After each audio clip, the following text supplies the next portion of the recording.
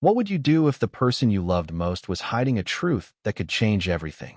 In a small, sunlit house on the edge of a quiet town, 7-year-old Eli believed his world revolved around protecting his mother, Clara. She was his hero, his confidant, and his responsibility.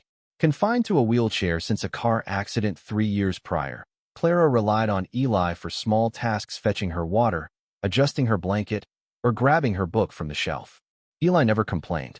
His small hands worked with a purpose far beyond his years, driven by a love so fierce it made his chest ache. Every morning, Eli woke early to help Clara get ready for the day. He'd push her wheelchair to the kitchen, chattering about school or his dreams of becoming an astronaut. Clara would smile, her eyes crinkling with warmth, but there was always a shadow in her gaze, a flicker Eli couldn't quite place. He didn't mind the work. He begged to do more, insisting he could carry her burdens. "I'm strong, Mom," he'd say, flexing his skinny arms. Clara would laugh, ruffling his hair, but her laughter often faded into a sigh. One chilly autumn evening, everything changed. Eli had been sent to bed early after a long day of school and chores. The house was silent, save for the creak of the old wooden floors. Unable to sleep, Eli crept downstairs for a glass of water, his bare feet soft against the cold steps. As he reached the living room, he froze. There, in the dim glow of a single lamp, stood Clara, standing, not sitting. She was walking, slow, deliberate steps, her hands steadying herself against the furniture. Eli's breath caught, his heart pounding so loud he thought she'd hear it. His mother, who he'd pushed in her wheelchair, who he'd helped every day, was walking. Clara turned, and their eyes met. Her face crumpled guilt, fear, and something deeper flashed across her features. "Eli," she whispered, her voice trembling. He didn't move. He couldn't. The toy rocket in his hand slipped to the floor, forgotten. Why hadn't she told him? Was everything he'd done for her a lie?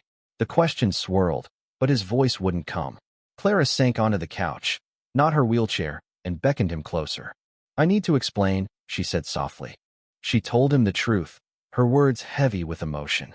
After the accident, her doctors had said she might walk again, but recovery was uncertain, painful, and slow.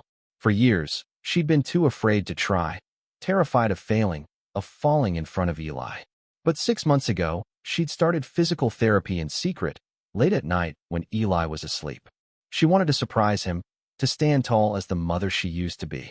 But she'd kept it hidden, fearing she'd raise his hopes only to shatter them if she failed. "I didn't want you to see me struggle," she admitted, tears streaming down her face.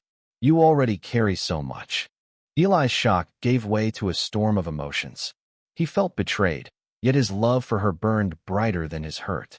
He climbed onto the couch beside her, his small hand finding hers. "Why didn't you tell me, Mom? I could have helped you walk, too." His voice cracked, and Clara pulled him close, her sobs shaking them both. In that moment, Eli understood something profound. His mother wasn't just his responsibility, she was human, flawed, and fighting her own battles. From that night on, their bond deepened.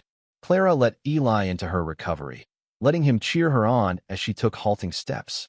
He became her biggest supporter, not just her helper. Some days, she still needed the wheelchair, and Eli was there, pushing it with the same pride as before. But now he saw her not just as his mom, but as a woman reclaiming her strength, one step at a time.